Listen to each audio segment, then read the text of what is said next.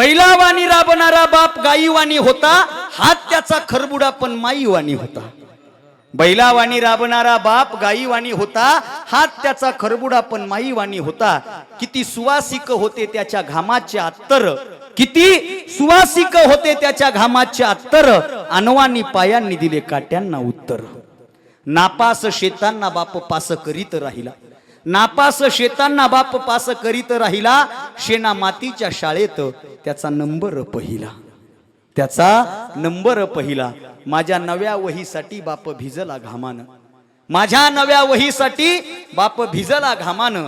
त्याची मळालेली बंडी मला ध्वजाच्या समान, मला ध्वजाच्या समान. कष्ट करून करून बापाचं काळं झालं अंग, कष्ट करून करून बापाचं काळं झालं अंग. त्याच्या काळ्या रंगामध्ये आहे माझा पांडुरंग, माझा पांडुरंग, माझा पांडुरंग. घ्यावी घ्यावी माझी सेवा, देना दुर्बळाची देवा, देना दुर्बळाची देवा, देना दुर्बळाची देवा. घ्यावे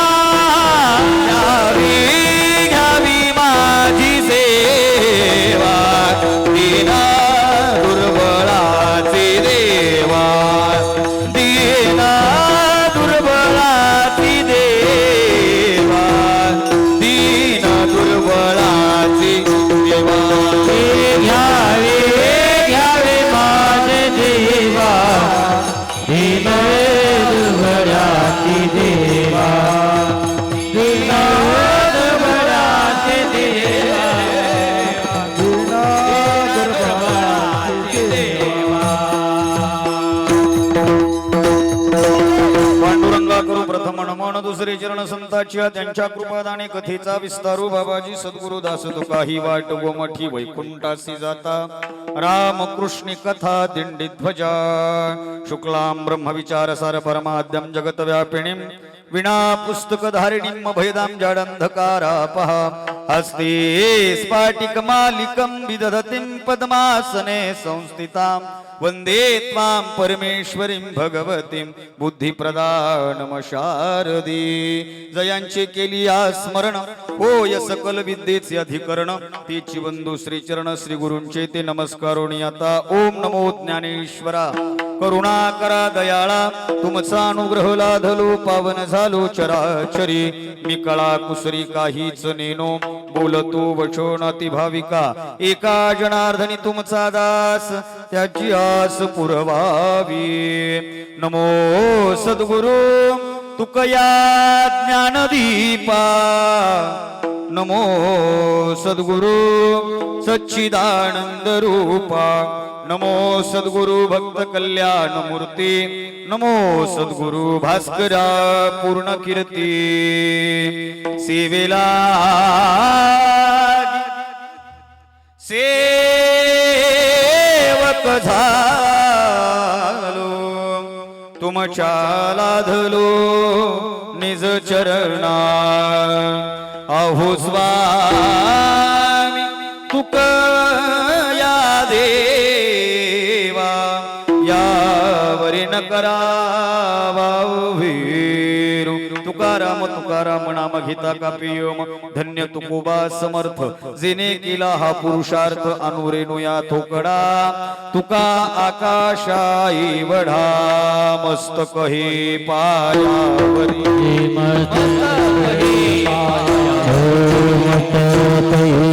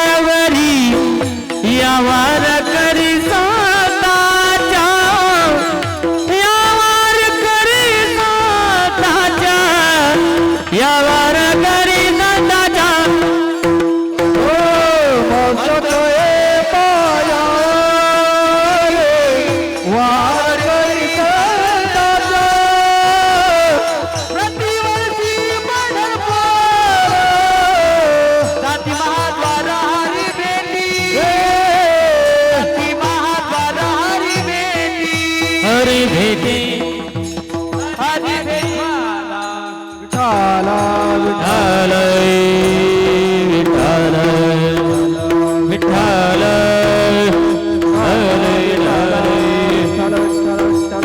कुंडली गौरवा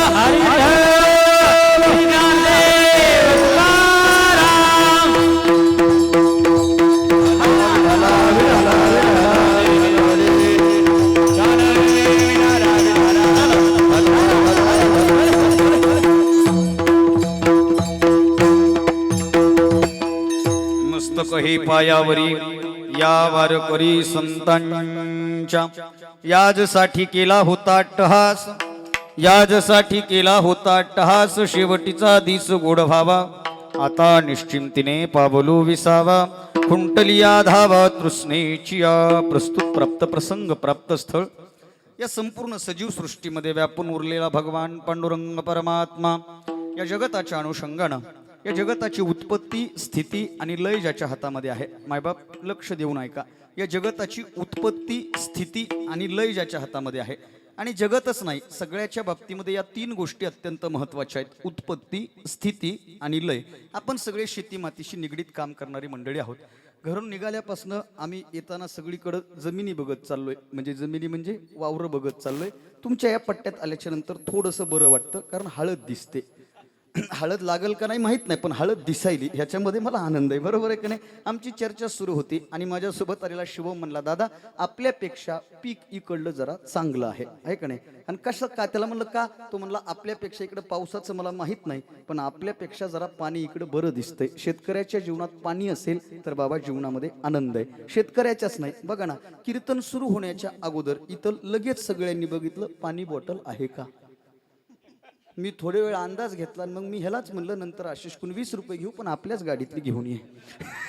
मग मी आणलेली बघून मग पुन्हा तिनं तिकडून डायरेक्ट अशा बाटल्याच आणल्या आणि सगळ्याकडं दिल्या. पाण्यावर सगळ्यांचं जीवन आहे. मला सांगायचं आहे भाग काय, पाण्यावर जीवन आहे सगळ्यांचं असं म्हणतात. मी 4थीत असताना मला एक कविता होती, ती कविता अशी होती: पाणी पाणी पाणी आणि पाणी पाणी, पाण्याविना साऱ्या कशा दिशा अनवाणी.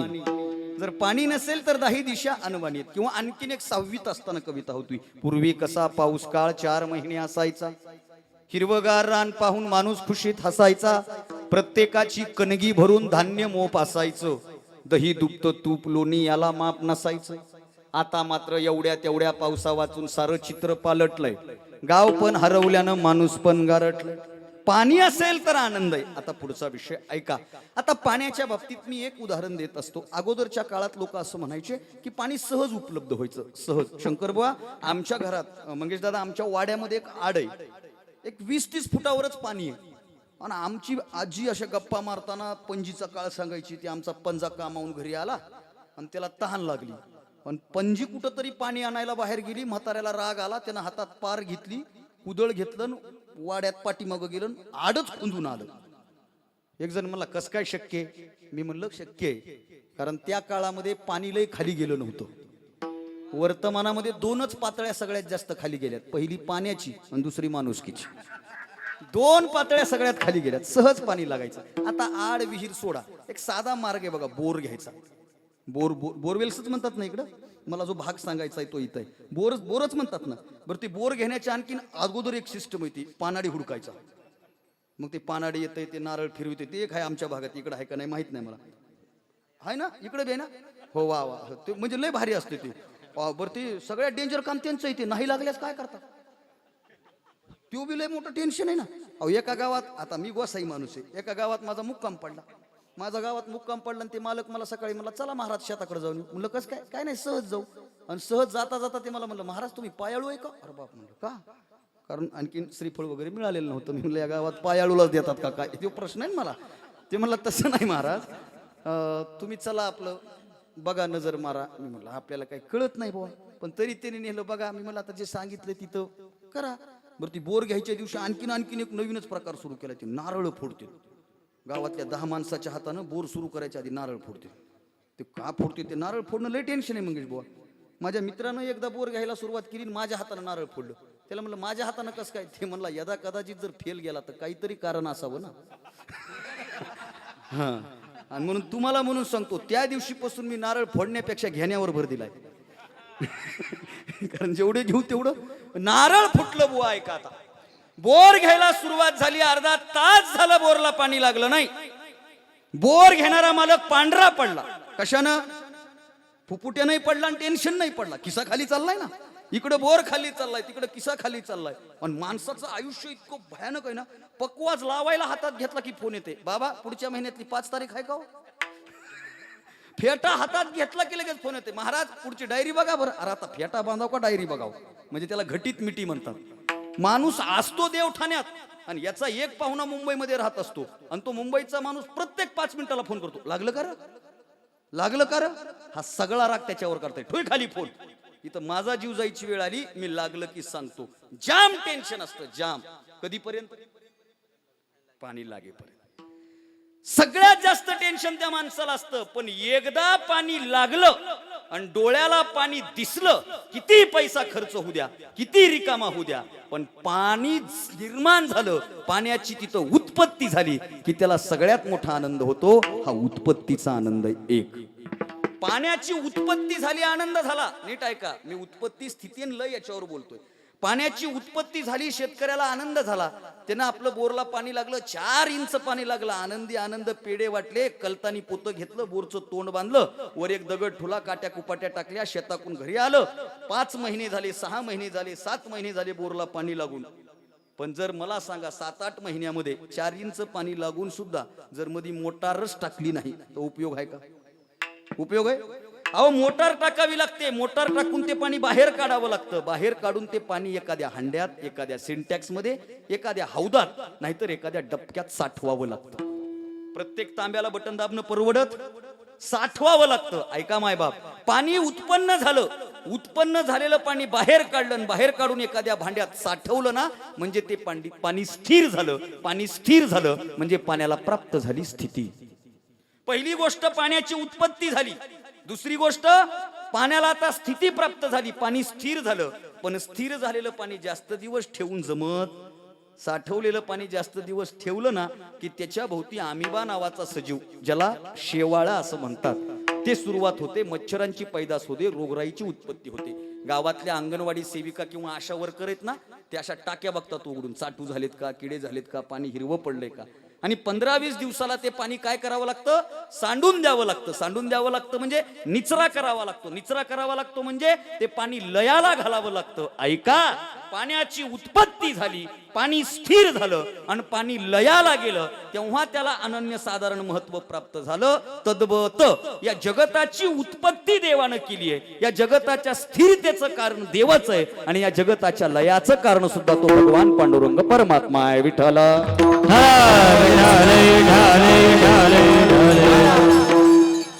जगताच्या उत्पत्तीचं, स्थिरतेचं, लयाचं कारण भगवंत आहे. मी माझ्या मुक्त सांगत नाही, आमच्या संतांची पुरावे. जेने हे विश्व निर्मिये, महर्षी देवा संस्थापिले, 21 वर्गाते उद्धरी. ज्याने या विश्वाची निर्मिती केली तो भगवंत आहे.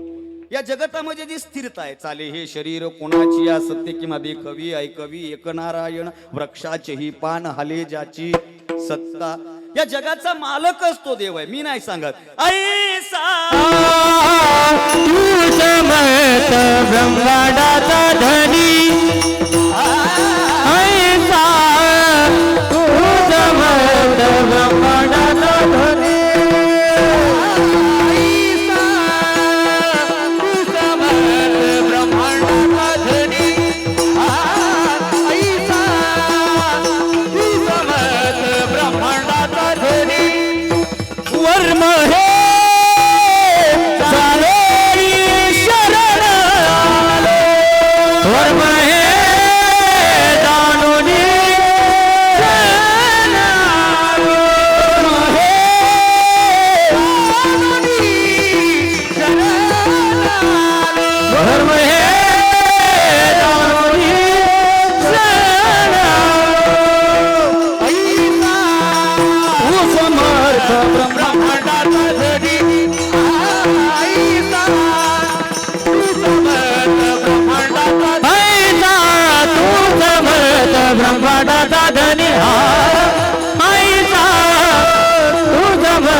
ब्रह्मांडाचा धनी ब्रह्मांडाचा धनी ब्रह्मांडाचा धनी ऐसा तू समर्थ ब्रह्मांडाचा धनी वर्म हे जाणून किंवा हे वर्म जाणून शरण आलो.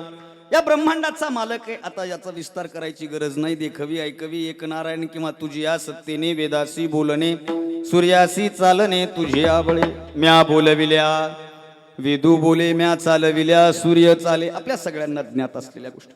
या जगताचा मालक, या जगताच्या उत्पत्तीचं स्थितीचं आणि लयाचं कारण असणारा रुक्मिणी प्राण संजीवन प्राणसखा कृपाळू भगवान पांडुरंग परमात्म्याच्या चरणावर साष्टांग प्रणिपात करून, आणि तो भगवंत आहे, त्या भगवंताच्या हातात या सगळ्या गोष्टी आहेत, याचं अप्रोक्षपणे ज्ञान करून देणारी सकल संत मांद्याळी, त्यामध्ये विशेषतः साधकांची मायबाप योग्यांची माऊली कैवल्य साम्राज्य चक्रवर्ती विश्ववंद्य ज्ञानोबाराय आणि त्या ज्ञानोबारायांना अतिशय प्रिय असणारे ज्या भूमीमध्ये उभा राहून बोलण्याचं मला अवभाग्य लाभलं. मी या भागात आल्याच्या नंतर आवर्जून सांगत असतो, या हिंगोली जिल्ह्यानं जगाला जर काय दिलं असेल तर या हिंगोली जिल्ह्यानं जगाला श्री संत नामदेव महाराज दिले. इतकी ही पवित्र भूमी आहे. वारकरी संप्रदायाचा विचार आणि वारकरी संप्रदायाचा प्रचार हा बाहेर प्रांतापर्यंत घेऊन जाण्याचं काम नामदेव महाराजांनी केलं. मागच्या एका आठवड्यापूर्वीची तुम्ही बातमी वाचली असेल. नांदेडमध्ये गुरु गोविंद साहेबांच्या त्या दरबारामध्ये पंजाबच्या माजी मुख्यमंत्र्यांवर हल्ला झाला. बरोबर आहे, त्यांच्यावर हल्ला झाला. ते केंद्रीय PSI त्यांनी रक्षण केलं. परवा माझा कॉलेजमधला मित्र असं म्हणाला की ते पंजाबचे आहेत आणि महाराष्ट्राच्या या नांदेड जिल्ह्यात गुरुद्वाऱ्यामध्ये ते आले इथपर्यंत ठीक आहे, पण पंजाबमध्ये काय कमी गुरुद्वारे आहेत का ते इकडं आले? त्याचं समीकरण असे बुवा की 12व्या शतकामध्ये संत नामदेव महाराजांनी नाचू कीर्तनाचे रंगी ज्ञानदीप लावू जगी, आणि ही कीर्तनाची वारकरी संप्रदायाची पताका पंजाब प्रांतामध्ये नेली. म्हणून पंजाबच्या गुरु गोविंद साहेबांच्या शीखधर्मी यांच्या धर्मग्रंथामध्ये आजही नामदेव महाराजांची पदं अभ्यासायला मिळतात. आजही अभ्यासाला मिळतात. जेव्हा अखिल भारतीय साहित्य संमेलनाच्या निमित्तानं मंगेश बुवा मी दिल्लीला गेलो, मी जेव्हा पंजाबला गेलो आणि पंजाबला गेल्याच्या नंतर मी आपला नेहरू पैजामा आणि मी बुक्का लावतो, फक्त मी बुक्का लावून त्या कार्यक्रमाला गेलो. एक पंजाबचा पोरगा मला म्हणला, आपने अजीब तरह का टिक्का लगाया है, किसका निषेध कर रहे हो आप? ब्लैक निषेध है ना, किसका निषेध कर रहे हो? ये ब्लैक टिक्का क्यों लगाया आपने, क्यों लगाया है? आणि मी त्याला म्हणलं, अरे मैं महाराष्ट्र से आया हूं, मैं वारकरी हूं. अच्छा, आप उस महाराष्ट्र से आए हो, सदियों साल पहले उसी महाराष्ट्र से संत नामदेव हमारे भूमि में आए थे, जिन्होंने सबसे बड़ी क्रांति की. ती ही भूमी आहे. म्हणून त्या नामदेव महाराजांना साष्टांग प्रणिपात करून, त्या ज्ञानोबांना, त्या नामदेव महाराजांना अतिशय प्रिय असणारे ज्ञानेश प्रिय तुकोबाराय. ज्ञानेश प्रिय शब्द का वापरतोय मी? ज्ञानेश प्रिय म्हणजे जे ज्ञानोबारायांना प्रिय आहेत आणि ज्यांना ज्ञानोबाराय प्रिय आहेत, असे ज्ञानेश प्रिय तुकोबारायांचा 4 चरणाचा अद्वैतपर प्रकरणातला अभंग चिंतन रूपी सेवेकरिता निवडलाय. विठ्ठल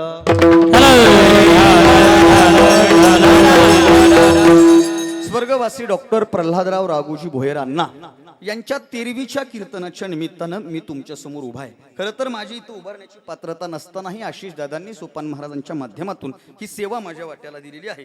जशी माझी बुद्धी असेल, जसा माझा अभ्यास असेल, जसं मी काही वाचलंय त्या अनुषंगानं तुमच्या समोर बोलण्याचा प्रयत्न करेल. 13वीचं कीर्तन आहे. मुद्दामहून अभंग निवडलाय. माझ्या डोक्यामध्ये वेगळा अभंग होता, पण आशिषचं माझं फोनवर बोलणं झालं. तिथं घरी गेल्याच्या नंतर आशिषच्या सर्व नातेवाईकांनी त्यांनी देह कसा ठेवला, काय ठेवला, याच्यावर मी पुढे बोलेलच. याच्यावर सगळी आमची चर्चा झाली आणि मुद्दामून ही अभंग निवडलाय. अभंगाला स्पर्श करत असताना मी 2 गोष्टी बुवा क्लिअर करतो आणि पुढे जातो. आजचं कीर्तन जरी 13वीचं असलं, आजचं कीर्तन जरी गंगा पूजनाचं असलं, तरी हा अभंग 13वीचा नाही, हे लक्षात ठेव.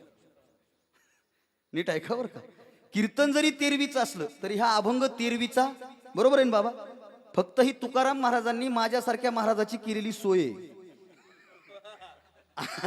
आणि संतांचे हे तर उपकार आहेत, आपल्या पुढच्या लय पिढ्यांची सोय संतांनी करून ठेवली.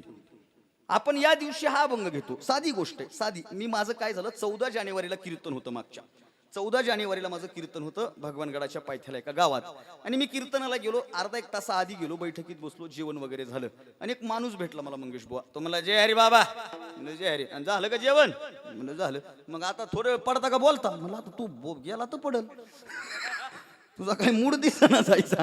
ते म्हणलं बरं बरं बरं. मग कुठून आले, काय आले, असं गप्पा मारत मारत मारत ते मला म्हणला, महाराज आज 14 तारीख आहे. मी म्हणलं हो. मग आज 11 तर आहे. मी म्हणलं हो, घ्या मग तिळगुळ. मी घेतली तिळगुळ. आणि ते जाताना मला म्हणलं, महाराज घ्या सक्रातीचा अभंग.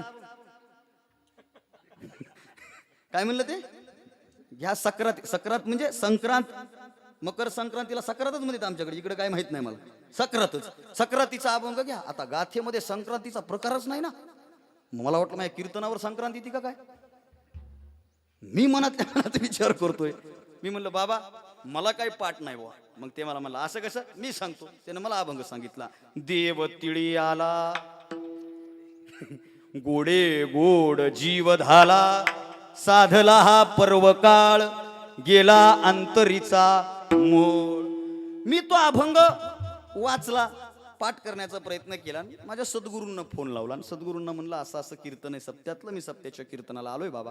बर, आणि आज संक्रांत असल्यामुळे मी संक्रांतीचा अभंग घेतोय. बाबा म्हणले कोणता. मी बाबांना तो अभंग सांगितला आणि पलीकडून माझे बाबा म्हणले नालायका, तुला कोणी सांगितलं अभंग संक्रांतीचा.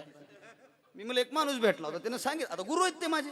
मी म्हणलं बाबा आता मला त्यांनी सांगितलं, त्यांनी मला एक वाक्य सांगितलं, ते वाक्य नीट ऐका. माझे बाबा म्हणले बाळा, देव तिळी आला हा अभंग संक्रांतीचा नाही, संक्रांतीचं रूपक तुकोबऱ्यांनी या अभंगामध्ये वापरलं, हे साधकाला कळालं पाहिजे. विठ्ठला म्हणजे ही सोय आहे ना. वास्तुशांतीला अभंग घेतो, संत कृपा झाली आणि इमारत फळ आली. आता ती इमारत आणि इटाची इमारत काही संबंध आहे का.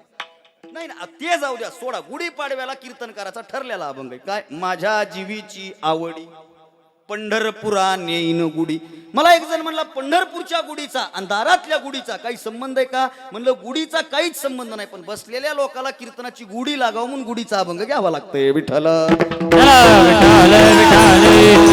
कसं चिंतन रूपी सेवेकरिता निवडलेला अभंग जरी तेरवीचा नसला, अद्वैतपर प्रकरणातला असला, तरी आजच्या दिवसाची साधर्मता आणि शब्द हे एकरूप असल्यामुळे मी चिंतन रूपी सेवेकरिता अभंग निवडला.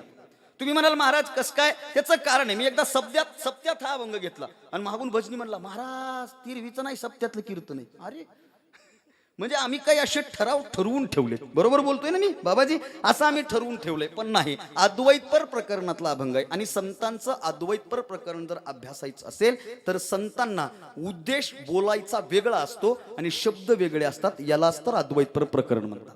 अद्वैतपर प्रकरण, अद्वैतपर प्रकरण, अद्वैतपर प्रकरण म्हणजे नेमकं काय महाराज. कीर्तनकार बऱ्याचदा म्हणतात अद्वैतपर अद्वैतपर अद्वैतपर, पण नेमका अद्वैतपर प्रकरण म्हणजे काय. आपल्या भाषेत सांगू का, हा तुकोबारायण संतांच्या भाषेत सांगू का. लेकी बोले सुने लागे, याला काय म्हणतात अद्वैतपर प्रकरण. महिला मंडळाला कळ. समजा सासूचं सुनचं जर भांडण झालं आणि स्वयंपाक करायची जर वेळ सासूवर आली, तर सासू स्वयंपाकाला चुलीजवळ जात होती आधी, आता गॅस जवळ जाते, त्याच्यामुळे नाही विषय.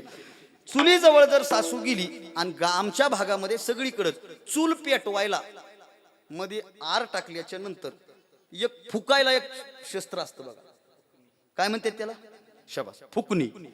आता सासूला 2 मिनिट जर फुकणी नाही दिसली तर सासू मोठ्या आवाजात काय म्हणती, फुकणी तर कुठं जाऊन बसली की. आणि अशी कशी घराला फुकणी लागली आहे की माझ्या डोळ्यात ह्या फुकणीमुळे पाणी यायले. कळायले ना. आता तिला कोणत्या फुकणीला म्हणायचं असतंय हे तुम्हाला कळलं की अद्वैतपर प्रकरण कळलं. विठ्ठल अद्वैतपर प्रकरणातला अभंग चिंतन रूपी सेवेकरिता निवडलाय. 4 चरणाचा अभंग आहे. या 4 चरणामध्ये जगद्गुरु तुकोबारायांनी 2 काळ वापरले. नीट ऐका, या 4 चरणामध्ये 2 काळ आहेत. पहिल्या चरणामध्ये आणि तिसऱ्या चरणामध्ये वर्तमान काळ भूतकाळ तुकोबारायांनी वापरलाय. नीट ऐका, पहिलं चरण आणि तिसरं चरण या 2 चरणामध्ये तुकोबारायांनी भूतकाळ वापरलाय. तुम्ही म्हणाल महाराज कस काय, याजसाठी केला होता अट्टहास. होता म्हणलं की भूतकाळ, पहिलं चरण भूतकाळात, दुसरं चरण वर्तमान काळात. आता निश्चिंतीने होता शब्द भूतकाळ दर्शवतो आणि आता शब्द वर्तमान दर्शवतो. पहिलं चरण भूतकाळ, दुसरं चरण वर्तमान काळ, आता तिसरं चरण पुन्हा तुकोबाराय भूतकाळात घेऊन गेले. कवतुक वाटे झालिया वेचांचं, झालेल्या गोष्टीचं कौतुक वाटतं. आणि 4थ्या चरणामध्ये पुन्हा तुकोबाराय वर्तमानात आले. आता खेळी, आता दिवस चारी, खेळी मेळी. 4 चरणात 2 काळाचं चिंतन हे आपल्याला पुढं पाहायचंय. मग महाराज तुम्ही हा अभंग का निवडला? त्याचं कारण आहे, आमच्या धर्मानुसार, आमच्या शास्त्रानुसार जीवाला देवाज्ञा झाल्याच्या नंतर, देह ठेवल्याच्या नंतर या 13 दिवसामध्ये आजच्या या विधीपर्यंत या जीवाचा प्रवास हा इथंच असतो. हा जीव, हा आत्मा इथंच घुटमळत असतो. आजच्या दिवशी त्यांच्या सुपुत्रांनी, त्यांच्या पुढील पिढीनं आपलं सगळं पिंडदान वगैरे केल्याच्या नंतर या जीवाचा इथून सद्गती प्राप्त होण्यासाठी प्रवास सुरू होतो. म्हणजे देह ठेवल्याच्या नंतर आजचा दिवस पुढच्या प्रवासाचा शेवटचा दिवस असल्यामुळं हा अभंग सेवेकरिता निवडलाय. अभंग सगळ्यांच्या पाठांतरातलाय. आपण अभंग कुठेही वापरतो, हा कुठेही. पण असंच झालंय महाराज, कुठंही अभंग एवढाच वापरते. पेरणी करून घरी आलं त्याला म्हणलं कसं काय, बस याच्यासाठी केला होता. म्हणलं मग आता काय कुळ पिणार नाही का, खुरपिणार नाही का, तिकडे जाणार नाही का? अवघड आहे. अहो मला एका रिटायरमेंटला बोलवलं मंगेशदा, रिटायरमेंटला. मी रिटायरमेंटच्या कार्यक्रमाला गेलो. रिटायर झालेला माणूस भाषणात म्हणला, बस याच्यासाठी केला होता टास. आणि त्यानं भाषण केलं, खाली बसलं आणि त्याच्या बाजूच्या ऑफिसरला म्हणू लागला, होय सर, आता पुढे जर 3 वर्ष करायची असेल तर कोणता फॉर्म भरावा लागेल? नाही का कळलं? आता तर तू म्हणला ना 8 तास केला होता आणि फलद्रूप झाला. म्हणजे हा अभंग सगळ्यांच्या पाठांतरातला आहे, परिचयाचा अभंग आहे, 4 चरणाचा अभंग आहे. आपल्या सगळ्यांना माहिती आहे तिरवीचं कीर्तन आहे. खरं तर माझा अधिकार नाही. मी तर आल्या आशिषला म्हणलं, अरे एवढी सगळी दिग्गज महाराज मंडळी आहेत, मला इतक्या लांबून बोलवायची काय गरज होती? याच्यातला कुठलाही महाराज उभा राहिला असता तर तेवढाच आनंदात कार्यक्रम झाला असता. पण ते म्हणले, नाही दादा, आमची इच्छा आहे. मला वाटलं मधल्या काळात मी इथल्या एका कीर्तनाला आलो होतो, तेव्हा दादांची अण्णांची भेट झाली होती माझी. वारकरी संप्रदायामध्ये आयुष्य खर्च केलेला माणूस आहे महाराज, आयुष्य खर्च केलेला माणूस आहे. आणि आनंदाची गोष्ट सांगू का, फक्त वारकरी संप्रदायामध्ये आयुष्य खर्चलं हे त्या माणसाचं वैशिष्ट्य नाही. त्या माणसानं शैक्षणिक दृष्ट्या सुद्धा स्वतःची प्रगती पूर्ण केली. त्याचं कारण विस्तार अधिकारी म्हणून आयुष्य खर्च केलंच, पण त्याच्यानंतर डॉक्टरकीची प्रॅक्टिस सुद्धा या गावामध्ये केली. म्हणजे वेल एज्युकेटेड वारकरी म्हणजे अण्णा होते. आणि अशा वारकऱ्यांची वर्तमानात जास्त गरज आहे बरं का. हो, मी नेहमी सांगत असतो. मला लय आनंद झाला, मी मुद्दामून शिक्षण विचारलं. हो, कारण मला बरेच जण म्हणालेत ना, तू कॉलेज सोडून ह्याच्या नादाला काय लागलाय. हो, मला म्हणाले. मी बी एका कॉलेजवर जॉब करत होतो, शिवाजी बुवा नामदेव, मी बी एका कॉलेजवर जॉब करत होतो इमानदारनं. मस्त MPhil झालं, सेट पास झालो. आणि मी जेव्हा लागलो कोणी असं जॉब करायला, 12,000 महिना होता CSB वर. 12,000 महिना. मी म्हणलं 12,000 महिन्यावर करण्यापेक्षा महिन्याचे 12 करू ना.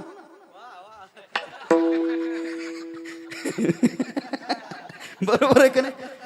मग कॉलेज करत करत आता मी PhD करतोय. PhD करत करत हे सगळं करतोय. का करतोय माहिती का? एका वाक्यामध्ये एका उच्च शिक्षित माणसाचं हे तेरवीचा कार्यक्रम आहे म्हणून बोलतो. आणि त्यांनी त्यांची पुढची पिढी बी उच्च शिक्षित केली.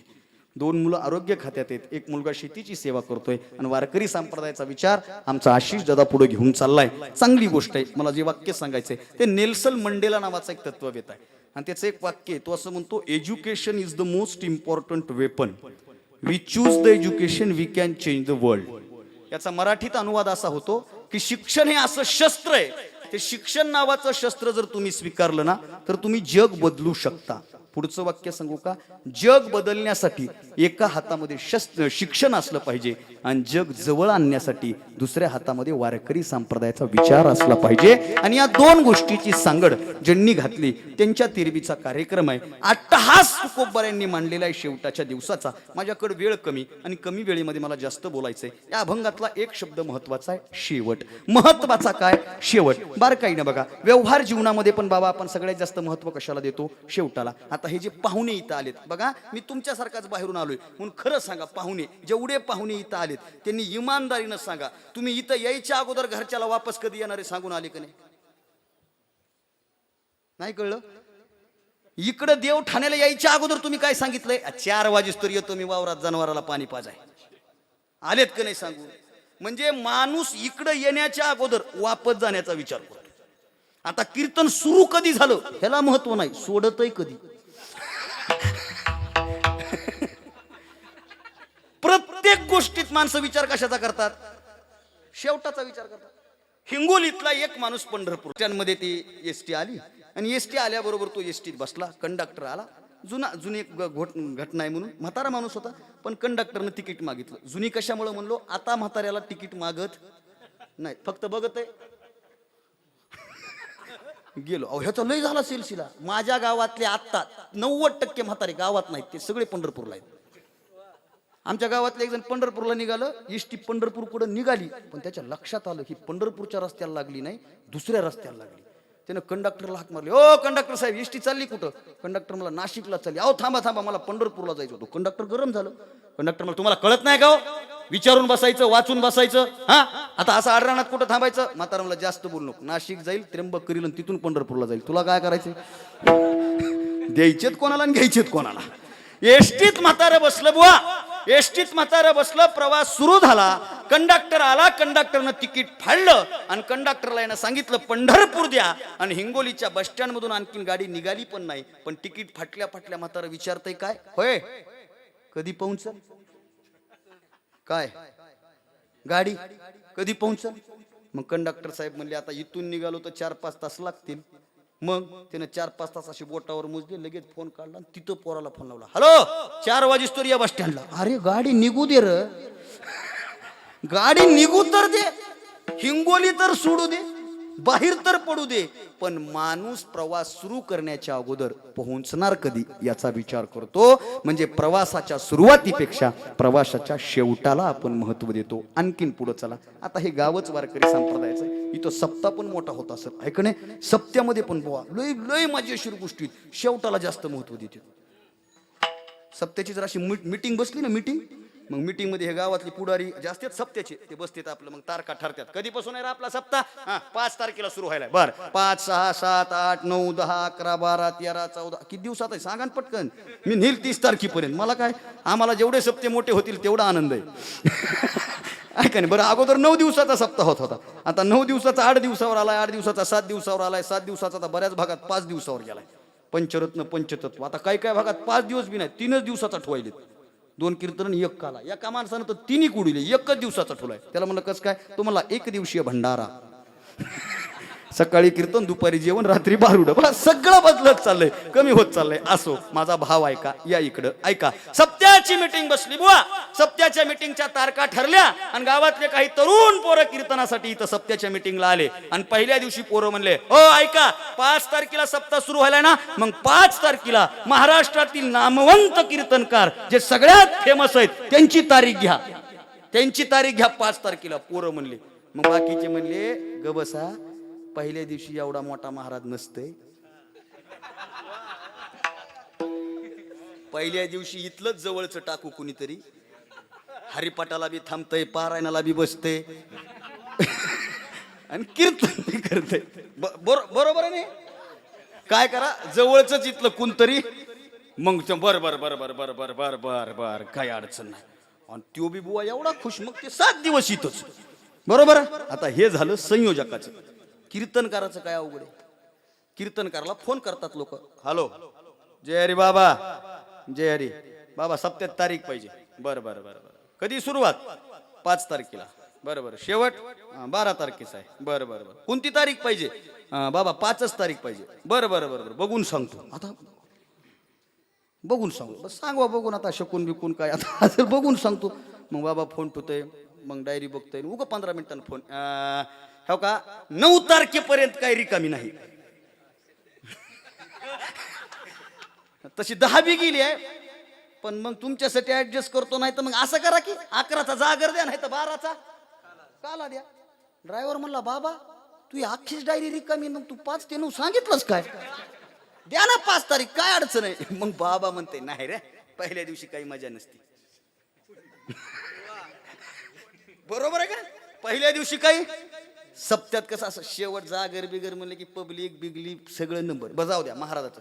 कलाकाराचं काय वेगळे, फेमस कलाकार पहिल्या दिवशी, 2 दिवस येईल शेवटची.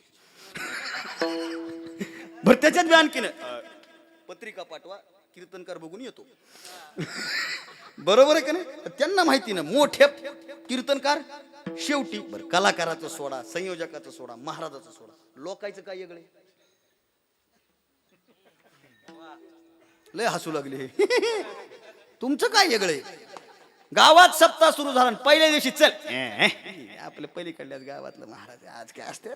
मग शेवटी पुन्हा ते सूत्रसंचलन करणारे बी लय डेंजर. ती सूत्रसंचलन करणार असतात ना, 7 दिवस ज्यांना येता आलं नाही त्यांनी उद्याच्या शेवटच्या दिवशी आलं तरी सगळं पुण्य भेटतंय. अरे ते बिला डेंजर बोलणारे. मग ते गावातले म्हणजे उगा 6 दिवस जाऊन बेजार होण्यापेक्षा 7व्या दिवशी जाऊ आणि सगळंच पुण्य घेऊ आणि मोकळे हो. पहिल्या दिवशी चला म्हणलं ना, नाही नाही नाही, सप्ताह कसा असा शेवटी शेवटी रंगत जातो. विनोदाचा भाग सोडा मायबाप. गणपती सोहळा येतोय, गणपती उत्सव येतोय. गणपती बसवायला 8 जण असतात आणि बुडवायला बुडवायला अख्खं गाव असतं ना. बसवायला तेच पोरं आपला हलगे बिलगे घेऊन तेच आपला गाडा बिडा ढकलीत येत गणपती बाप्पा मोरया. एकानं तर बसवितानाच घोषणा दिली गणपती बाप्पा मोरया आणि पुढच्या वर्षी लवकर या. अरे म्हणलं थांब, बसवतो दे बसवतो दे म्हणलं थांब जरा. ऐका आता, विनोदाचा भाग सोडा. 7 दिवसाचा सप्ताह करा, 10 दिवसाचा गणपती उत्सव करा. आम्ही सगळ्यात जास्त महत्व कशाला देतो? शेवटचा दिवस मोठा व्हावा, शेवटचा दिवस आनंदात व्हावा, शेवटचा दिवस उल्हासात व्हावा, शेवटच्या दिवशी सगळ्यांनी यावं, आनंद घ्यावा. हा व्यवहारामध्ये आपण जसं शेवटाला महत्व देतो ना, आमच्या अध्यात्मामध्ये सुद्धा फक्त आणि फक्त शेवटालाच महत्व आहे. हे मी माझी भाषा सांगत नाही. आवश्यक तो शेव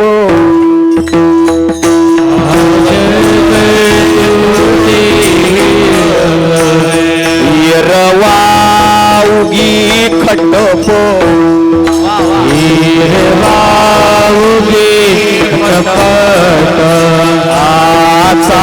चालू जाणे वाट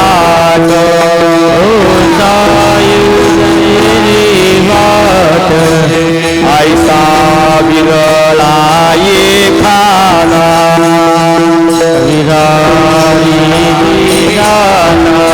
ऐसा विरला एखादा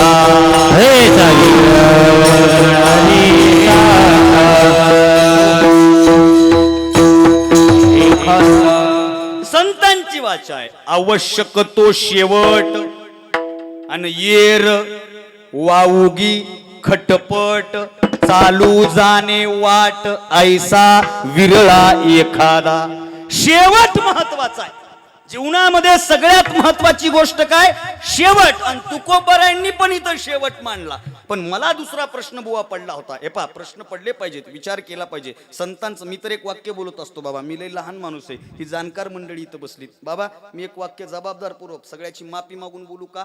संतांचे वचन पारायण करून वाचण्यापेक्षा संतांच्या विचारांवर विचार करून जीवनामध्ये आचरणात आणणं वर्तमानात जास्त गरजेचं आहे. वाजवायचे असले तर इमानदारीनं वाजवा. काय फक्त झाकाळून आलंय, काही टेन्शन घेऊ नका तुम्ही. जसं झाकाळून आलं लगेच टेन्शन पंगत होती का नाही? आहे ना मंदिर मोठं, कशाला लोड घेता तुम्ही? पाऊस सुरू झाला की मी थांबतो, काही टेन्शन घेऊ नका. माझ्याकडे बघा. ऐका, मला जी भाव सांगायचा आहे तुम्हाला, संतांच्या वचनावर विचार करावा. मला प्रश्न पडला होता या अभंगामध्ये तुकोबाराय म्हणतात याजसाठी केला होता अट्टहास, शेवटचा दिवस गोड व्हावा. मला प्रश्न असा पडला, जर तुकोबाराय म्हणतात शेवटचा दिवस गोड व्हावा याच्यासाठी अट्टहास केला, याचा अर्थ कन्फर्म झालं पाहिजे की तुकाराम महाराजांचा शेवट झाला. कारण तुकोबरायांच्या अभंगाची निर्मिती सहज झाली नाही, अनुभव आले अंगा ते या जगादी तसे. अनुभवाचं ज्ञान सगळ्यात मोठं. मी साहित्याचा अभ्यासक आहे. बघा तुम्ही, बुवा बालभारती होती लहानपणी काय बघा तुम्ही, शिक्षणाचे पण लय गोड प्रकार आहेत. लहानपणी शाळेत गेलं की काय होतं? बालभारती होतं का नाही? मग बालभारतीच्या कविता, एरे एरे पावसा तुला देतो आता ते आता म्हणत बसत नाही मी, बरोबर? ह्याच कविता कधीतरी देवठाण्यामध्ये 4 म्हातारे एकत्रित येऊन म्हणलेले बघितलं का तुम्ही? एरे एरे पावसा.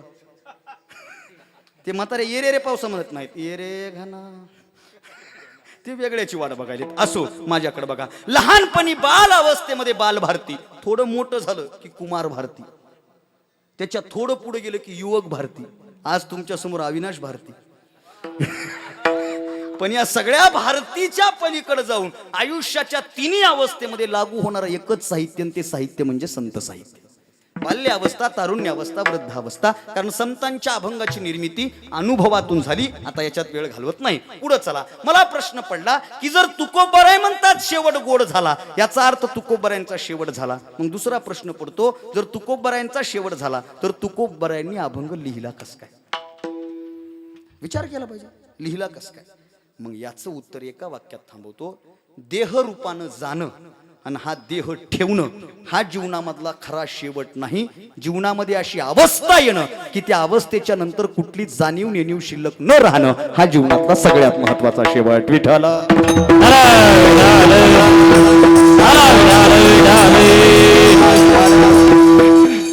काय नाही, माझ्याकडे बघा चवाळा आणलंय तिने सिस्टम डिझेल म्हणून.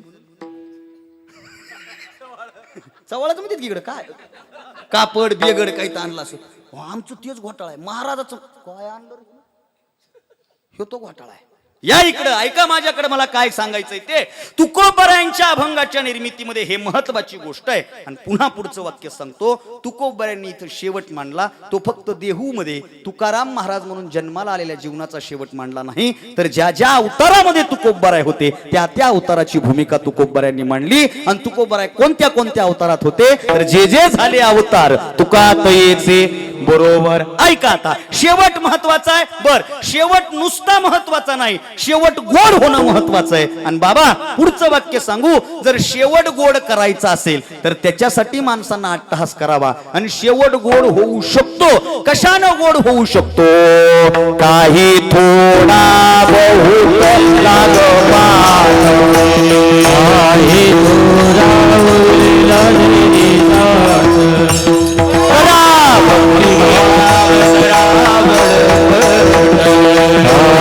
भक्ती भावन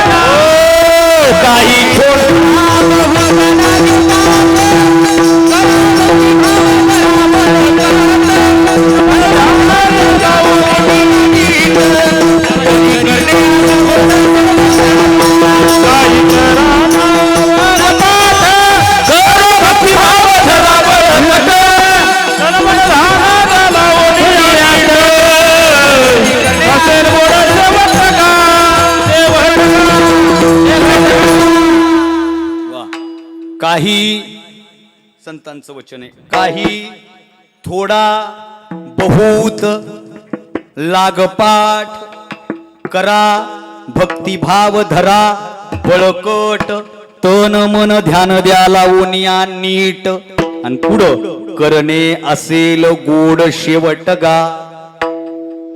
जर तुम्हाला शेवट गोड करणं असेल तर काही थोडा बहुत लागपाठ. जर शेवट गोड करायचा असेल करा भक्तिभाव धरा बळक. जास्त नाही, काही उगत थोडा. थोडा म्हणजे किती? कीर्तनात बसल्यास तरी विठ्ठल विठ्ठल म्हणाव एवढा. थोडा उगत थोडा. थोडा म्हणजे किती? काय नाही, वात रस्त्यानं जात असताना पायातली चप्पल काढून उग मंदिरात येऊन डोकं टेकाव एवढा तरी. आणि त्याच्या पलीकडे बहुत. बहुत म्हणजे बहुत वर बोलायची गरज नाही, जेवढं करणं होत असेल तेवढं करा. भक्तिभाव धरा बळकट. भक्ती करा पण भाव बळकट धरा. शेवट कोणाचाही गोड होत नाही, ज्याचा भाव बळकट असतो ना त्याचाच शेवट गोड होतो बाबा. बरेच जण म्हणतात आम्ही एवढ्या वाऱ्या केल्या, एवढ्या वाऱ्या केल्या, तेवढं केलं, हे केलं ते केलं. आमच्यात नशिबाला असलं. थांब, तू निस्ता वारीत चाललायस आणि 400 फोटो स्टेटसला ठेवायलायस. ह्याच्या पलीकडं आता हे सगळे आपल्या सोबतचेच आहे ना. काय मी माझं मोकळं बोलण्याचं काम आहे. महान ह्याच्या ओळखीचे 3-4 महाराज आहेत. 2 दिवस येतात आणि 600 फोटो काढतात. काय सांगू तुम्हाला मी आता. पुन्हा लिहितात माऊलीच्या सवळ्यात लय आनंद आहे. थांब रे जरा. एक जण तर मला नाही काय झालं अविनाश बुवा, मला ना वातावरण सहन होत नाही. पाकिटाचं वातावरण बरं गोड लागत तुला.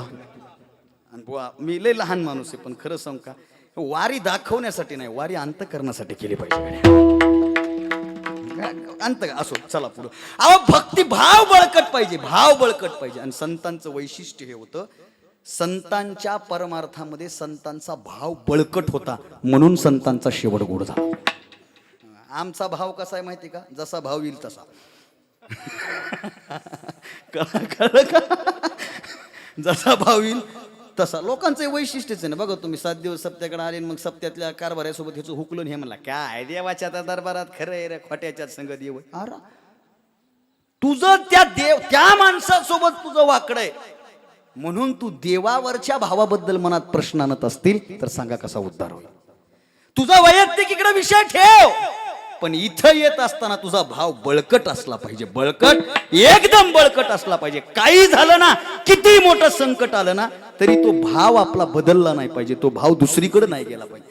वारकरी संत सगळ्या देवाच्या ठिकाणी गेले पण सगळ्या देवाच्या ठिकाणी नतमस्तक होत असताना पांडुरंगाच्या चरणाचाच भाव घेऊन गेले म्हणून संतांचा उद्धार झाला. बोलण्यासारखा फार मोठा विषय. म्हणून करा भक्ती भाव धरा बळकट तन मन ध्यान द्या लावून या नीट जरी करणे असेल गोड शेवट. शेवट गोड करायचं असेल तर हे सगळं करा. तुम्ही म्हणाल महाराज कसं काय? कारण या जगामध्ये शेवट गोड करण्याची ताकद जर कोणात असेल तर ती फक्त भगवान पांडुरंग परमात्मा. हे मी माझी भाषा सांगत नाही. शेवट तो तुझी शेवट फक्त तुझ्यामुळं गोड होतो. आणि ज्यांच्या 13वीच्या कार्यक्रमाला आपण एकत्रित आलोत ना त्यांनी ज्या दिवशी देह ठेवला तो देह ठेवत असताना दैनंदिन विधी करून भगवंताच्या दरबारात आले. देवाच्या समोर नतमस्तक झाले आणि चक्कर आल्याचं निमित्त झालं आणि हा प्राण ठेवला. खरं सांगू का बाबा भल्या भल्याच्या नशिबात असा शेवट नसतो. भल्या भल्याच्या नशिबात असा नसतो. आणि वारकरी संप्रदायात महत्वाचं शेवटाची गोष्ट अंतकाळी ज्याच्या नाम आले मुख अंतकालेश मामेव स्मरण मुक्त्वा कलेवर. बरं याचा अर्थ लोक असं घेतात शेवट महत्वाचा आहे ना मग शेवटी करू. ही बिलय संख्या वाढली ना शेवटी करू ना मग कुठे बेजार. आता हे पोरं सोर काय लागलाय रे धोतरायचा नाद तुम्हाला. अरे धोतराचा मग काय लुगड्याचा लावता का काय आता. बरं आहे ना हो नाद. मी लो मोकळा बोलणारा माणूस आहे. काय हो बोंबलत फिरायचं हे काय. मग आपल्याकडे कधी येतात माहिती का? रिटायर झाला ना भजनात आला. रिटायर झाला ना भजनात आला मग त्याचे अभंग असतात पांडुरंगा लय अवघड आहे. परवा दिवशी एका कॉलनीत माझं कीर्तन ते माझ्या मागं म्हणू लागलं स्वाहा विठ्ठल बरवा. मी म्हणलं स्वाहा. त्यानं दुपारी यज्ञ बघितला होता. यज्ञात सगळं स्वाहा त्यानं तोहा ऐकलंच नाही. त्यानं स्वाहा विठ्ठल असंच होतं बुवा. त्याचं कारण. आणि आणखीन एक मोठी गोष्ट सांगू का? खरंच देवाचे उपकार आहेत बुवा मंगेश दादा. देवाचे खरंच उपकार आहेत. देवानं माणसाला सगळ्या गोष्टीचं ज्ञान दिलंय पण माणसाच्या शेवटाच्या दिवसाचं ज्ञान दिलं नाही. हे देवाचे उपकार. आणि आता पुढचं वाक्य बोलू का? ज्या माणसाला जर समजा शेवट कळला असताना तर जगात सगळ्यात जास्त माजलेला प्राणी कोण असता? हा आता शेवट नाही माहिती तरी एवढे माजलेत. मी आमच्या भागातलं बोलायलो इकडलं नाही. इकड सगळे चांगले माणसं आहेत बुवा. उगा मी हायवेला लागायचो पलीकडून टिप्पर यायचं कायला घोळ करायचा. बरं आणखीन मी थोडं पुढं जातो मी खरंच. आणि बाबा मी लहान माणूस आहे पण तसं विचार केला देवानं सगळ्या गोष्टीचं ज्ञान दिले पण मृत्यूचं ज्ञान दिलं नाही. आणि वारकरी नाही भक्ती पंथामध्ये वारकरी नाही भक्ती पंथामध्ये देवप्राप्तीमध्ये परमार्थ साधनेमध्ये सगळ्यात महत्वाची गोष्ट आहे मृत्यू. तुम्हाला असं कसं म्हणाले महाराज मृत्यू महत्वाचा आहे. तुम्ही म्हणाल महाराज हो मी सिद्ध करतो. तुम्ही बघा आता वर्तमानात सगळ्यात जास्त माणसाला भीती कशाची आहे? हा माझी सांगा बोला पटकन. कशाची? मृत्यूची. मृत्यूची म्हणजे आपल्या भाषेत मरणाची. आणखीन एक वाक्य वापरू का? माणसाला मरणाची भीती आहे. अजून पुढचं माणूस मरणाचं भेतय का नाही? कशाला भेतय? असं मरण येणं म्हणजे मी आशिष दादा मी वाक्य तुम्ही म्हणाल आमच्या घरात दुःख आहे. खरं सांगू का? तुमच्या बापाचं पुण्य म्हणून त्या माणसाला इतकं चांगलं मरण आलं. मरण यावं म्हणून लोक हॉस्पिटलमध्ये तरसायलेत. हा स्वेच्छा मरण नावाची कन्सेप्ट अमेरिकेमधून भारतात आली. उगं नाही आली बाबा. ह्या व्याधी हे काही साधी गोष्ट आहे का? हा उठाउठी मरण आलं. चला पुढं. मृत्यू किती महत्वाचा आहे एकच उदाहरण देतो. समजा आपल्या देवठाण्याचं एखादं पोरग देवाला मानित नाही धर्माला समजा बरं का. तशी हायवेला लागलो होतो आणि ट्रक अंगावर आला होता. 33 कोटी एका नजरेत दिसली. कळलं? हायवेला लागलो ट्रक आडवा आला 33 कोटी एकदा दिसले. खरं सांगू का, हायवेला लागलेल्या पोराच्या अंगावर ट्रक आल्याच्या नंतर त्याला 33 कोटी देव दिसत नाहीत, त्याला अगोदर मरण दिसतं आणि मग देव दिसतो. आणि साधकाच्या जीवनामध्ये मृत्यू महत्वाचा आहे. विषय वाढवत नाही, एकच प्रमाण चिरंजीव पद वाचा. चिरंजीव पदामध्ये लिहिलंय, चिरंजीव पद पावयासी आन उपाव नाही साधकासी, किंचित बोलू निश्चयसी कळावयासी साधका, येथे मुख्य पाहिजे अनुताप, त्या अनुतापाचे कैसे निरूप मृत्यू जाण समीप. ज्या माणसानं स्वतःचा मृत्यू डोळ्यासमोर ठेवला ना बुवा, तो देवाचं भजन केल्याशिवाय राहत नाही. व्यवहार आहे ना, व्यवहार आहे ना. आयुष्यभर परमार्थ न करणं. बऱ्याच ठिकाणी तर असंही होतं, शेवट गोड करायचा ना आणि चला मग शेवटीच भजन करू. नाही होत, नाही होत. शेवटी जी भावना असेल त्या भावनेनुसार. आता वेळ घालवत नाही, आजा मेळासारखा पाप राशी, पण शेवटी भजन केलं, त्याचा उद्धार झाला. आणि घरावर तुळशी पत्र ठेवून गेलेले, हा जड भरीत राजा हरणी गर्भा गेला, घाला तो घातला वासनेने. ठरवून होत नाही. एका श्रीमंत घरातला म्हातारा आजारी पडला आणि त्या पोरानं असंच कोणाचं तरी कीर्तन ऐकलं आणि ते म्हणलं शेवट महत्वाचा नाही. मग आता म्हातारं थकले, 4-5 दिवस म्हातारं पडू नये. आता त्यानं 4-5 भजनी घेतले किरायानं. ते भजनी त्याच्या क्वाटपशी नेऊन ठुले आणि त्यांना सांगितलं काय नाही, राम कृष्ण हरी जय जय राम कृष्ण. 3 दिवस भजनी 24 तास रामकृष्ण हरी म्हणत होते. एक भजनी होता असं, ते म्हणला नाही रे जात हे इतक्या. 3 दिवस झालं ह्याची पापणी हालायले, इकडं टुकमुक बघायले, ज्यूस प्यायले, हे काही जात नाही. मग भजनी म्हणला एक काम करू, उगलले हे 5 चहा द्यायलेत, खाली जाऊन जरा चांगला चहा पिऊन येऊ. फक्त हे चहा प्यायला गेले. हा त्याचं कारण आहे, शेवट देवामुळं गोड होतो हे खरंय. शेवटी देवाचं मुखाला नाव आलं, शेवटी देवाच्या दरबारात देह ठेवला की शेवट गोड होतो हे बी खरंय.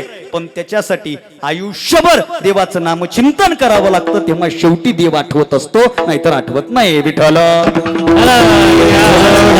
शेवट महत्वाचा आहे. किती महत्वाचा आहे, चला पुढं. तुम्ही अनेक प्रसंग पहा, मी लहान माणूस आहे, तुम्ही रामायण वाचा. एवढं सांगतो ना, भंगात प्रवेश करतो. उर्वरित वेळेमध्ये लगेच आपण थांबू.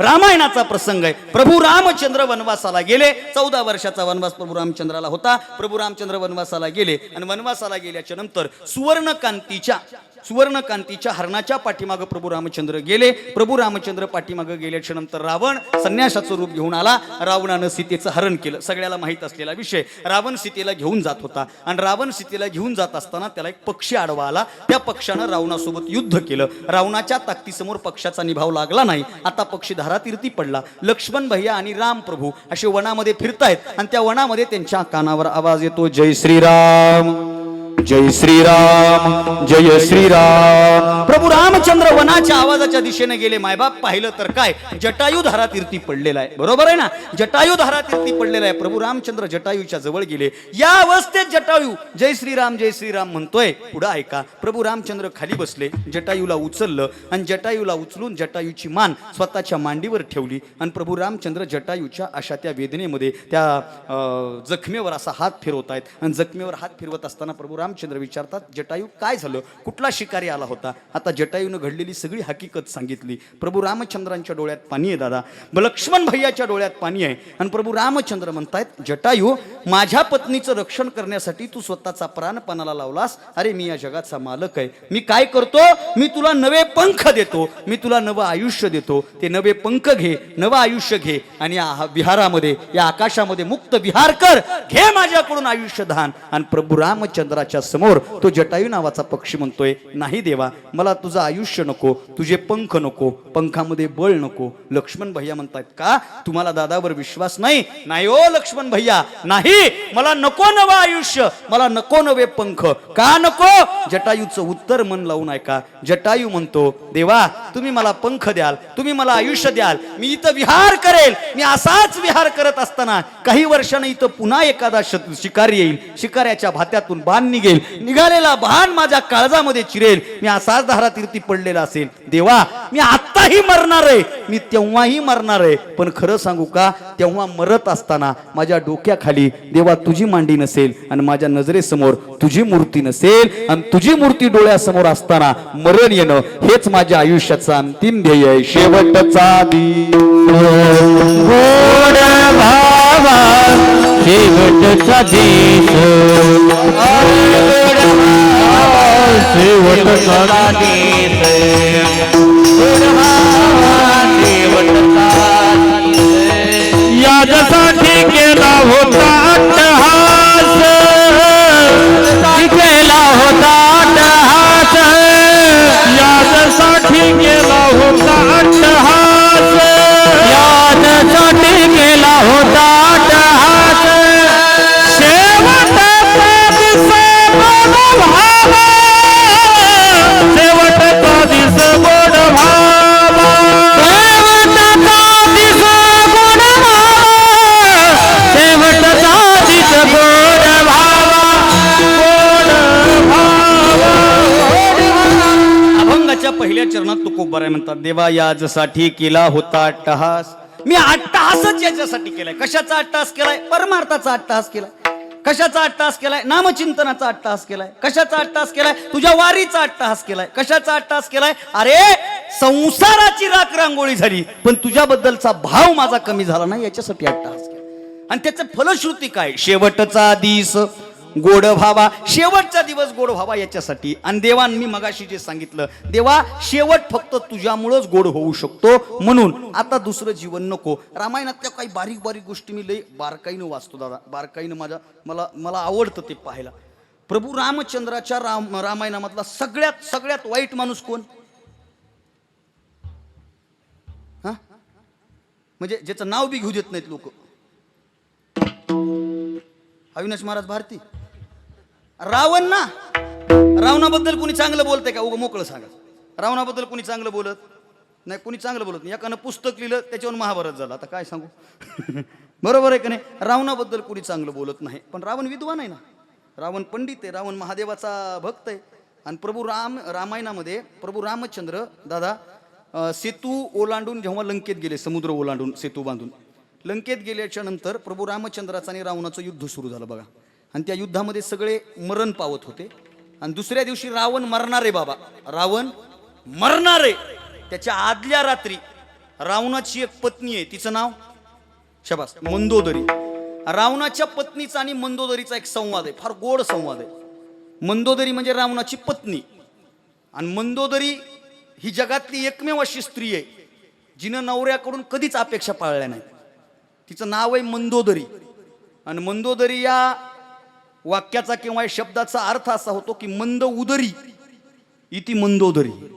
मंद म्हणजे लहान, उदर म्हणजे पोट. जिचं पोट लहान आकारानं नाही, जिच्या अपेक्षा लहान, ती मंदोदरी. आणि पुढचं वाक्य बोलू का? जगात देवाला सुद्धा अपेक्षा नसलेली बायको भेटली नाही, पण रावणाला भेटली. तुम्ही म्हणाल महाराज कसं काय? देवाच्या बायकोच्या मनात सुवर्णकांतीच्या हरणाची अपेक्षा निर्माण झाली, म्हणून पुढचा प्रकार घडला. आणि मग मला सांगा, जर देवाला अपेक्षा नसलेली बायको भेटत नसेल तर महाराजांना आपण कुठे? महाराजाची बायको, महाराज नागपूरला कथेला गेला की संत्री आणा म्हणते. हो, आता मी माझं झालंय म्हणून सांगायलो हे. तुम्ही काय ऐकता? तुम्ही काय मठावरले थोडेच आहे? तुम्हाला बी अनुभव आहेच ना. इकडे बरेच जण आलेत, काही काही येतानाच सांगितलं हिंगोलीतून ती घेऊन या, फाट्याहून ती घेऊन या. अपेक्षाच बायकोची असते. आता विषय ऐका, मला आणखीन एक माझा अनुभव आहे दादा. मी असं एका कीर्तनात बायकोवर बोललो, लईच लोक हसू लागले, येड्यावनीच हसू लागले. आणि मला त्या दिवशी कळलं, बायकोवर जोक केला की लोक हसतील, पण ज्यांना हे लोकाला अजून कळलं. या आता माझ्या विषयाकडं. मंदोदरी नावाची बायको रावणाला म्हणते, स्वामी मी तुम्हाला आज एक प्रश्न विचारणार आहे. रावण म्हणतो, विचार, उद्या युद्ध आहे. मंदोदरीला रावण मंदोदरीला म्हणतोय, बोल. आणि मंदोदरी रावणाला म्हणते, अहो तुम्ही विद्वान आहात, पंडित आहात, तुम्हाला सगळे शास्त्र पुराण वेद सगळं पाठ आहे हो, पण परस्त्री माते समान असते, हा एक विचार तुम्हाला का स्पर्श केला नाही? रावण म्हणतोय, म्हणजे अहो तुम्ही रामाच्या पत्नीचं म्हणजे सीतेचं हरण केलं, तेव्हा तुमची विद्वत्ता कुठं गेली होती?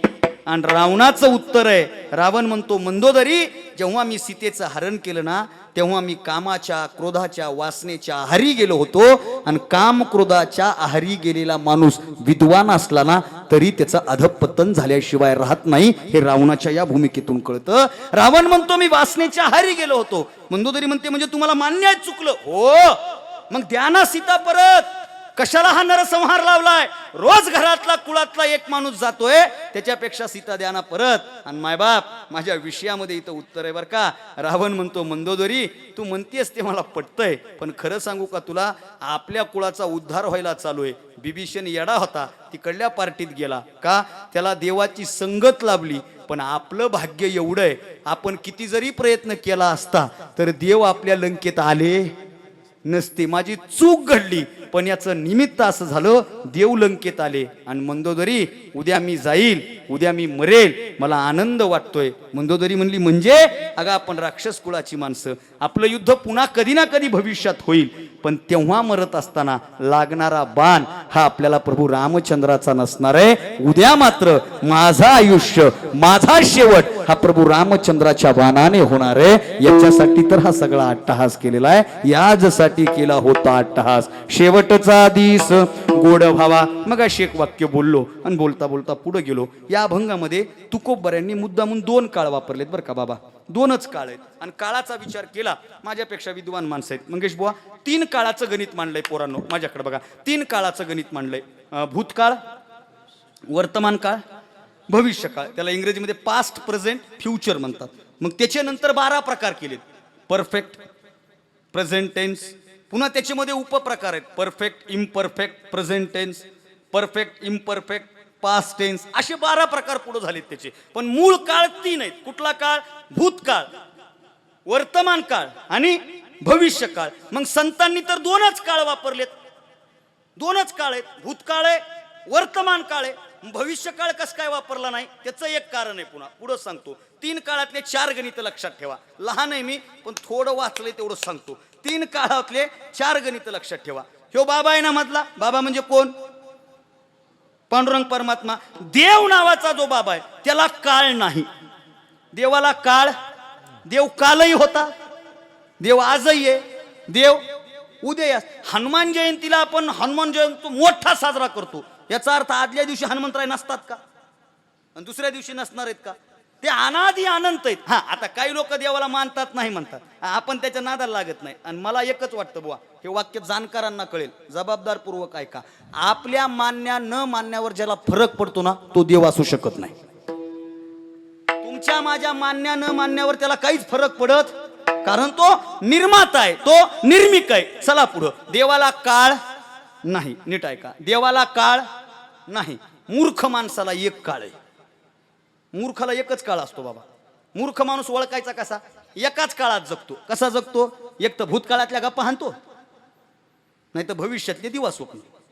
मूर्खाचं पहिलं लक्षण, कधी भेटा 40 वर्षापूर्वी आपलं काय वजन होतं, गबस गबस. रोज 1 तास गप्पा हाणतोस आणि चहा माझ्याकडून पिऊन जातोस, उग गबस गबस. हे मूर्ख माणसाचं लक्षण आहे. कधी भेटा, कधी भेटा. अरे गपर, नाव घ्यायला घंटा लागायचा. अरे मग बारकं ठेवायचं ना.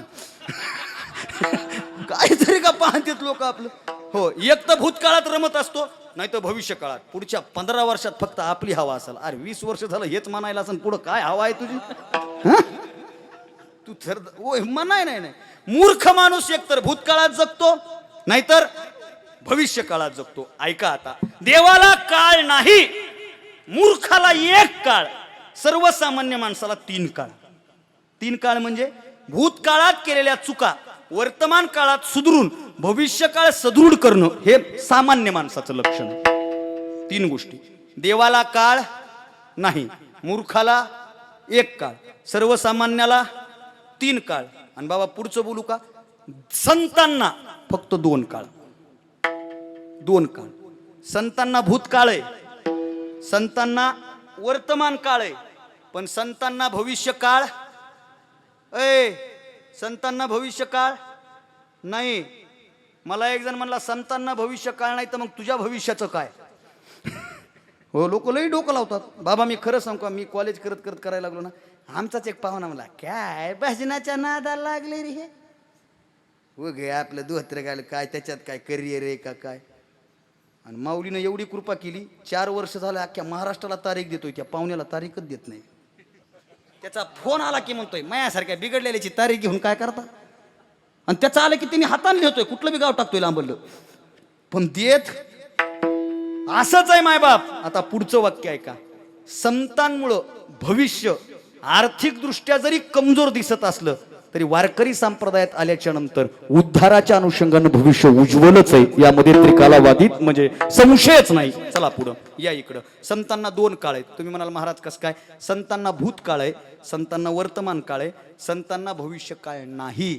आणि याची फोड, याचं विश्लेषण एका वाक्यात सांगतो, मन लावून ऐका. संतांना भूतकाळ आहे, संतांना वर्तमान काळ आहे, भविष्य काळ का नाही, त्याचं उत्तर असं आहे, संतांनी भूतकाळात भजन करून वर्तमान काळातच देव प्राप्त केलेला असतो, त्याच्यामुळं भविष्यात काही करायची गरज त्यांना नसते. हे मी माझं सांगत नाही. कृतकृत्य झालो, इच्छा केली ते पावलो, किंवा त्यांची सरली यरझार झाला सफल व्यापार. बस इतकंच सगळं पूर्णत्व आलंय. आणि पूर्णत्व आल्याच्या नंतरच माणूस म्हणत असतो केला होता अट्टहास. आणि मायबाप, या डॉक्टर साहेबांच्या तिरवीच्या निमित्तानं या अविनाश भारतीचं एकच ऐका, संतांचा भूतकाळ आपला वर्तमान काळ बनवा आणि संतांचा वर्तमान काळ आपलं भविष्य काळ बनवा.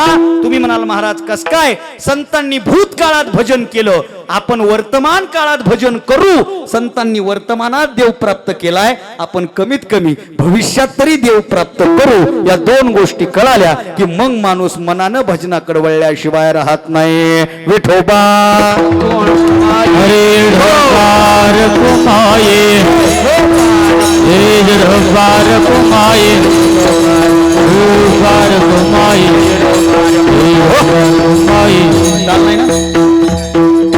याजसाठी केला होता अट्टहास, शेवटचा दिस गोड व्हावा आणि शेवटचा दिवस गोड व्हावा, याच्यासाठी सगळेजण प्रयत्न करा. आलेल्या माणसाचा शेवट होणार आहे, हे प्रमाण, हे गोष्टी आपण सगळेजण ऐकलेत आलोत. जो जन्माला आला तो जाणार आहे. जिसका आना तय है उसका जाना तय है. येथ उरो नाही आले अवतार, येरते पामर जीव किती. पण जगत असताना मायबाप खरंच सांगतो, माझ्याकडे वेळेची मर्यादा होती, पहिल्याच चरणाच्या भोवती मी जरा बोलत राहिलो. जगत असताना काय बाबा, माणसाचं आता डॉक्टर साहेबांचं नाव प्रल्हादराव होतं, त्यांना अण्णा म्हणतात. जगण्याची एक भूमिका आहे. जन्माला आलेल्या माणसासोबत काहीच नसतं. काही असतं का जन्माला आलेल्या माणसं, एकच गोष्ट असते, उपजली या पिंडा मरण सांगा ते. जन्माला आलेल्या माणसासोबत पहिली गोष्ट जगणं म्हणजे श्वास, आणि दुसरा श्वास जीव घेईल का नाही याची गॅरंटी. लगेच मृत्यू आडवा येऊ शकतो. बरं, ती सटवाई काय 5व्या दिवशी येते म्हण, मग ती 12व्या दिवशी आत्याबाई येते, असंच आहे सिस्टीम इकडं. 12व्या दिवशी आत्याबाई येते, मग ती घुरकून असं कानात घुरकून नाव ठेवते, बद बद बद बद मार खाती, अशी सिस्टीम आहे बघा. काही काही भाऊजा आता आत्याबाईची वाट बघत होत्या, वर्षभराचा राग बदाबद हाणायच्या. आता आताबाईच्या हातात काहीच राहिलं नाही. मम्मी पप्पा अगोदरच सांगतात आमचं हे नाव ठरलंय बरं, तुम्ही कानामध्ये काही म्हणा आम्ही ठेवणार, हेच आहे. बरं, आता आणखीन एक सिस्टीम आली, माईचं अर्ध नाव बापाचं अर्ध नाव. लय अवघड आलंय ते. माईचं नाव भाग्यश्री, बापाचं नाव उदय, पोराचं नाव भाग्योदय. हो, माईचं नाव सत्यभामा, बापाचं नाव अविनाश, पोराचं नाव सत्यानाश. काय नाव आलं, काय मिळत कळ ना. ऐका, आता 12व्या दिवशी नाव असतं. ज्ञानोबा राय म्हणले, मी नाही बोलत. उपजली या बालकासी नाव नाही तै पासीन, ठेविली या नावासी ओदेत उठत असे. आता पुढचं वाक्य ऐका, 12व्याला नाव ठेवलं जातं बुवा, बुवा 12व्याला नाव ठेवलं जातं आणि 13व्याला नाव काढलं जातं. नीट ऐका, 13वा म्हणजे दुसरा नाही लगेच, आजचा 13वा. 12व्याला नाव ठेवलं जातं आणि 13व्याला नाव काढलं जातं.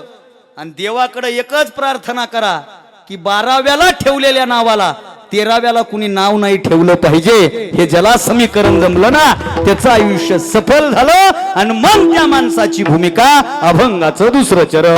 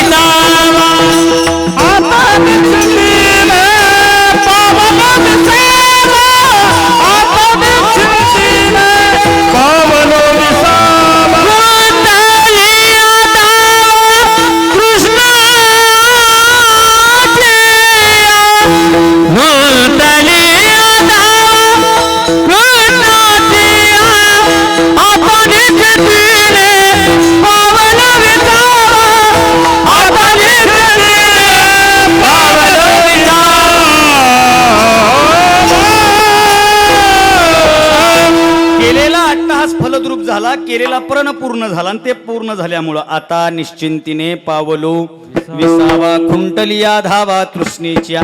आणि माणूस विसाव्याला आला की त्याची तृप्ती होत असते. बघा तुम्ही, हा तृप्ती होत असते म्हणजे आम्हाला पंढरपूरकडे गेल्याच्या नंतर ते आपण थोडं जवळ आलो म्हणजे भंडी शेगाव ओलांडलं आणि भंडी शेगाव ओलांडून थोडं पुढं आलो ना, तो भला मोठा उतार आहे आणि तिथं पळावं लागतंय आणि तिथं पळताना म्हणावं लागतंय, तुका म्हणे धावा आहे पंढरी विसावा. खरा विसावा कुठं?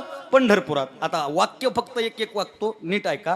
पण तुका म्हणे धावा आहे पंढरी विसावा, आता निश्चिंतीने पावलो विसावा. कुठल्या विसाव्याला? पंढरीच्या विसाव्याला. जगातला सगळ्यात मोठा विसावा कुठला? पंढरपूरचा. पंढरपूरमध्येच विसावा कशामुळं? त्याचं कारण आहे. पंढरपूर हे विसाव्याचं ठिकाण आहे, त्याचं कारण आहे ते आमचं माहेर आहे. माहेर संतांचे नामया स्वामी केशवाचे, आलो निजाच्या माहेरा, भेटी रखुमाईच्या वरा. आता हे महागडला जो बचत गट बसलाय त्यांना विचारा, लेक मातीला सगळ्यात जास्त विसावा कुठं असतो? शेतात. बोला ना मग, माहेरात. आता तुमचं काय सांगू, हे परभणी माझी सासरवाडी, परभणी वाटत लागत ती. आणि ती बायको माझी रोज झोपताना अलार्म लावून झोपती. आता रोज. आणि 5ला म्हणजे 5ला उठावंच लागते बुवा, म्हातारी खतरा आहे माझी त्याच्यामुळं. उठावंच लागतंय 5ला म्हणजे 5. अंधार म्हणजे उजेड पडायच्या अगोदर दारातले सगळे कामं झाले पाहिजे. आता त्या जुन्या माणसाचा नियम आहे, रोज माझी बायको अशा अलार्म लावून झोपती महाराज. आता हे जरा महत्वाचं आहे म्हणून सांगायलो बरं का. आणि एके दिवशी माझा मुक्काम पडला सासूरवाडीमध्ये. 6 वाजले, 7 वाजले, 8 वाजले, 9 वाजले, बाई उठच ना.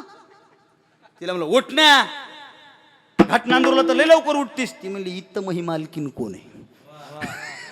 इथं मी 9 वाजेस्तोवर झोपू शकते आणि 10 वाजेस्तोवर झोपू शकते. हा व्यावहारिक जीवनातला विसावा स्त्रीच्या जीवनात माहेरात आहे. तसा आमचा पंढरपुरामध्ये, पंढरपुरात गेलं की आम्हाला माहेरात गेल्यासारखं वाटतं. आणि पंढरपुरातून इकडं आले की मग आम्हीच सांगत असतो, कागा सासूरवासी मज केले भगवंता, सासूरवासा भीतो जीव ओढे तुझ पासी. पंढरपुरामध्ये आमचा मायबाप राहतो म्हणून आता निश्चिंतीने पावलो विसावा, कुंटलिया धावा तृष्णेची. आणि एकदा विसाव्याला गेलो बुवा, आता जीवनातला व्यवहार सांगतो. विसाव्याला गेलो माणूस, असं समजा निवांत पोहोचलो मुक्कामाला, की मुक्कामाला पोहोचल्याबरोबर आपण वारीत चलत होतो आणि आपण वारीत चालताना आपण गेलो आणि आपण दिंडीत गेलो आणि हरिपाठ झाला, ज्ञान देतो कारण पंक्तीला बसलं आणि मग पडल्या लगेच झोपत होतो का? मग आपल्या गमत्या नारायण शास्त्रीला लय परेशान केलं आज. बरोबर आहे का नाही? साठे बुवाने लय माहोल केला आज, बरोबर आहे का नाही? बाबा बाबा. आणि संतोष बांगरवाली फुगडीत खेळली, ह्याच्या चर्चा होत्या का नाही? होत्या का नाही? आता मी सांगायलो काय नीट आहे का, मी व्यवहार सांगायलो पण याच्यातलं शास्त्र आहे का. विसाव्याला गेल्याच्या नंतर माणूस दिवसभरामध्ये ज्या काही घटना घडल्या त्या घटनेवर नजर मारत असतो. तुकोबाराय म्हणले, आता मी विसाव्याला गेल्यामुळं कौतुक वाटे झाली या वेचांची. कौतुक वाटायलंय. कौतुक कशाचं? वेच म्हणजे कष्ट, कष्टाचं कौतुक वाटतंय. पायाला लागलं आणि पायाला लागलं तरी चलत वारीत आलं, मग त्याला म्हणतात, अरे तुझ्या पायाला जखम झाली तरी तू चलत आलास ना. हे चलताना पायाला लागणं हे कष्ट होते, पण चलत आल्यामुळं त्या कष्टाचं कौतुक वाटतं. हे जीवनाचं समीकरण. आणि हे कधी? विसाव्याला गेल्यास. आणखीन सांगू का, एखाद्या माणसानं घर बांधलं, समजा तुमच्या देवठाण्यात एखाद्या माणसानं घर बांधलं, मी बघितले 2-4 बांधकाम चालू आहेत. समजा एखाद्यानं घर बांधलं आणि घराचं बांधकाम पूर्ण झालं आणि बांधकाम पूर्ण झाल्याच्या नंतर त्यानं वास्तुशांती करायची ठरवली, माझंच कीर्तन घेतलं समजा. म्हणजे घ्या ना, प्री बुकिंग म्हणते त्याला.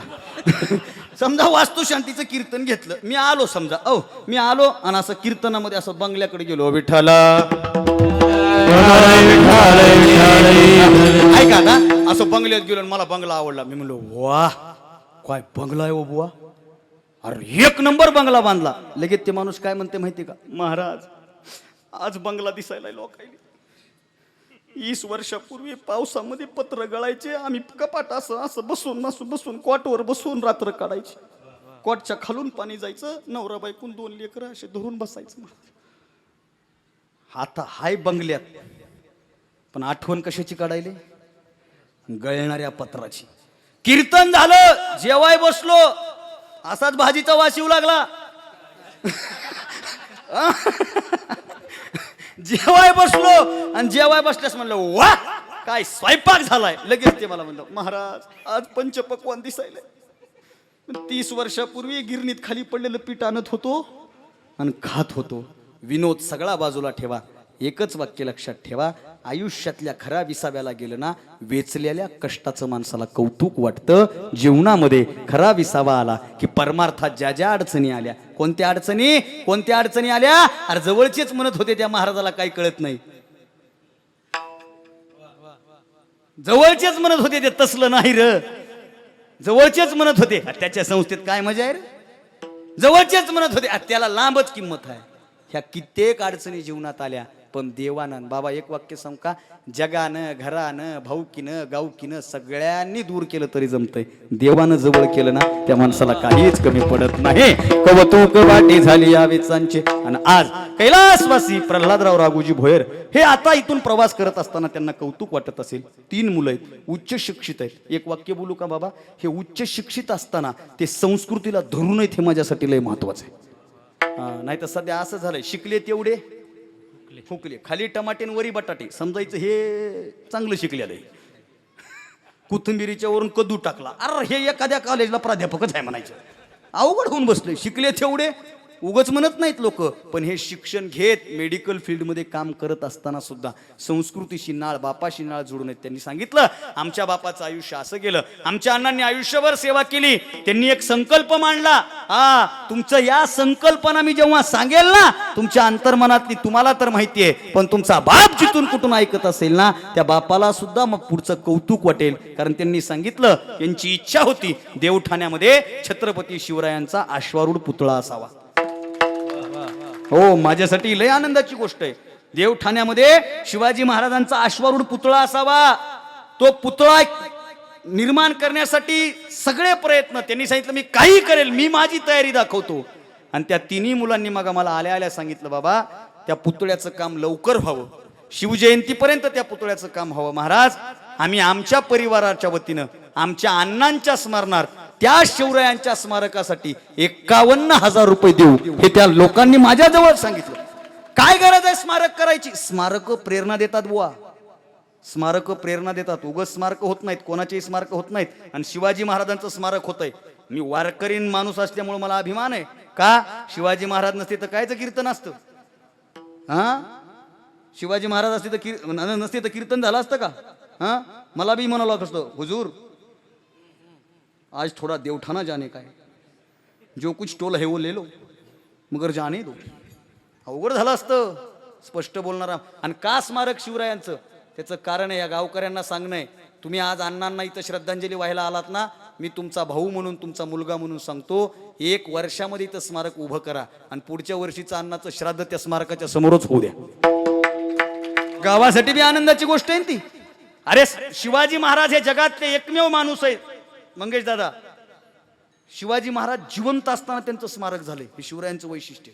स्मारक म्हणजे पुतळा. थोडा 1 मिनिट घेतो मी तुमचा. शिवाजी महाराज दक्षिण विजयाला निघाले होते, दक्षिण विजयाला, इतिहास वाचा. आणि शिवाजी महाराज दक्षिण विजयाला निघाले तेव्हा शिवाजी महाराज महाराष्ट्राची बाउंड्री क्रॉस करून हैदराबाद मार्गे दक्षिण विजयाला निघाल्याच्या नंतर श्रीशैल्यमला गेले. आता तुम्ही तिरुपतीला जात असताना तो नागार्जुन डॅम लागतो बघा, आणि नागार्जुन डॅम मधून त्या जंगलातून जात असताना जगनमोहन रेड्डीच्या त्या मुख्यमंत्र्याच्या वडिलाच्या तिथं ऍक्सिडेंट वगैरे झाला, ते जंगल, आणि ते जंगल क्रॉस करून तुम्ही थोडं पुढे गेलात ना, तर श्रीशैल्यम नावाचं तीर्थक्षेत्र आहे ना. छत्रपती शिवाजी महाराज श्रीशैल्यम नावाच्या त्या तीर्थक्षेत्राच्या ठिकाणी मुक्कामी थांबले. आणि मुक्कामी थांबल्याच्या नंतर छत्रपती शिवराय शिवभक्त होते. छत्रपती शिवराय महादेवाच्या मंदिरात दर्शनासाठी आले श्रीशैल्यमच्या.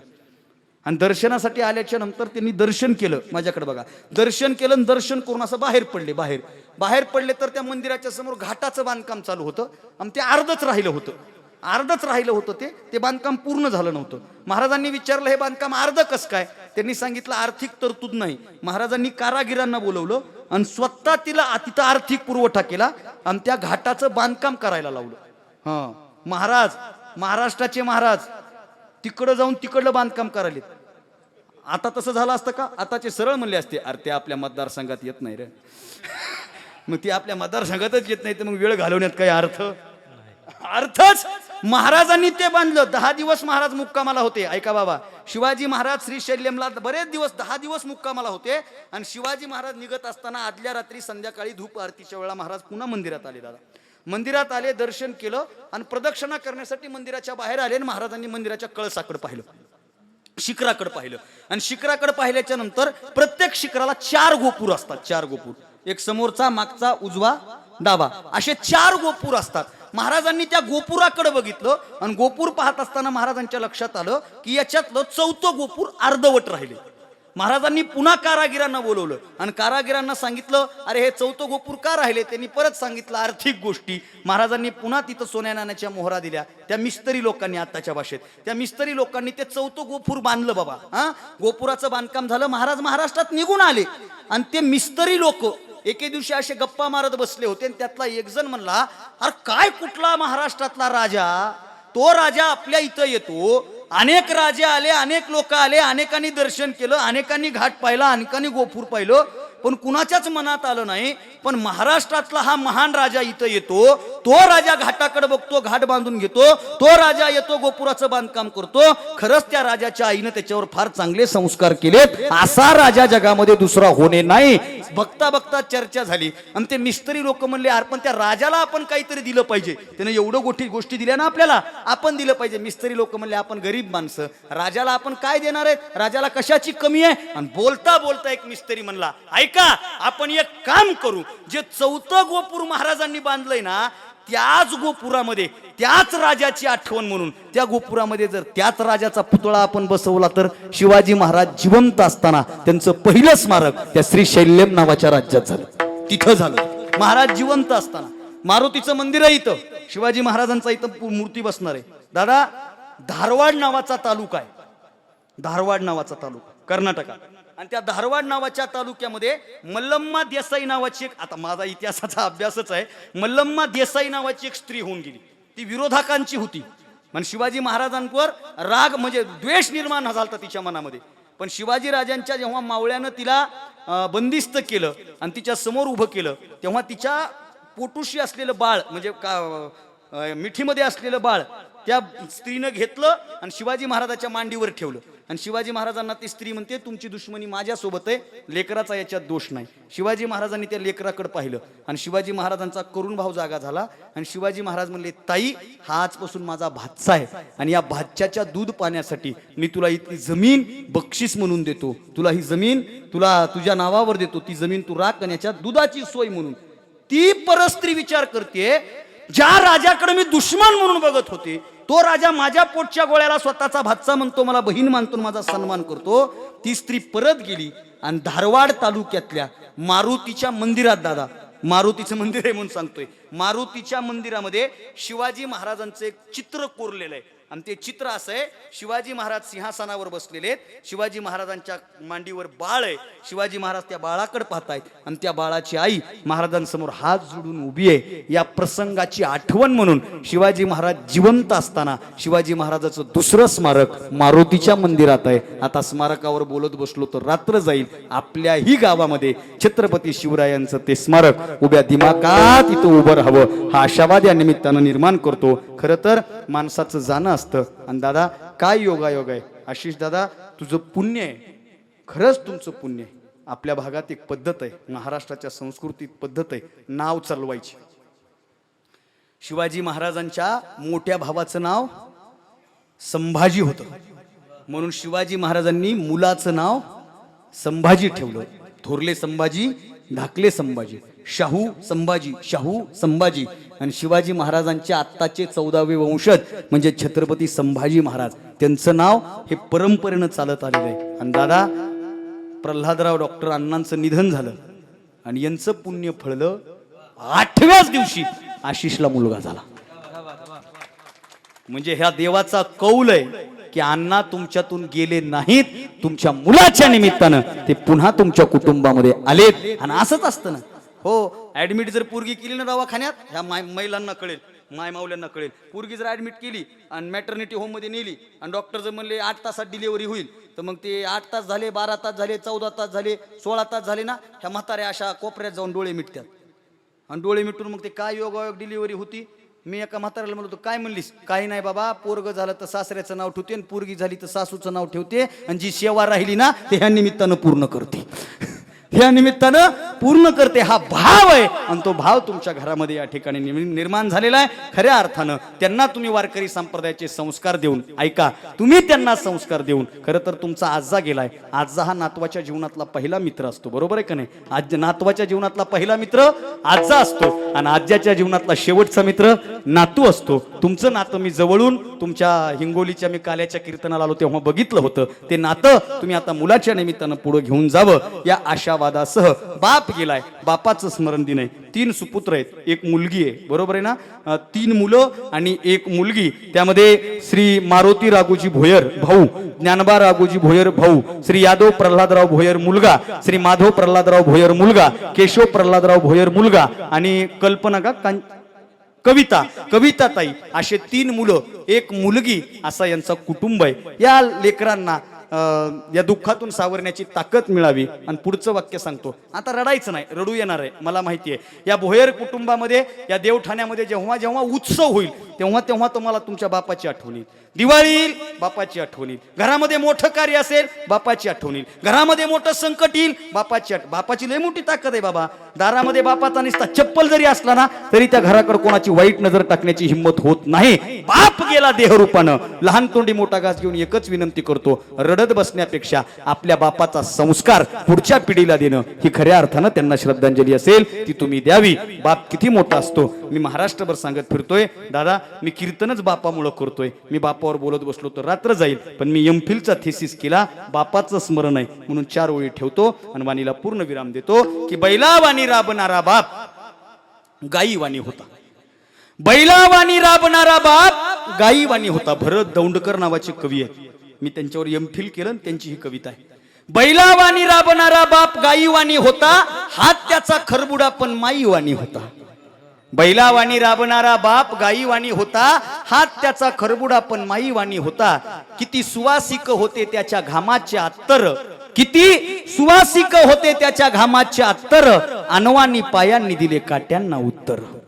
नापास शेतांना बाप पास करीत राहिला, नापास शेतांना बाप पास करीत राहिला. शेणा मातीच्या शाळेत त्याचा नंबर पहिला, त्याचा नंबर पहिला. माझ्या नव्या वहीसाठी बाप भिजला घामानं, माझ्या नव्या वहीसाठी बाप भिजला घामानं. त्याची मळालेली बंडी मला ध्वजाच्या समान, मला ध्वजाच्या समान. कष्ट करून करून बापाचं काळं झालं अंग, कष्ट करून करून बापाचं काळं झालं अंग. त्याच्या काळ्या रंगामध्ये आहे माझा पांडुरंग, माझा पांडुरंग, माझा पांडुरंग. बापामध्ये देव पहा आणि जीवन जगायला सुरुवात करा. तुम्ही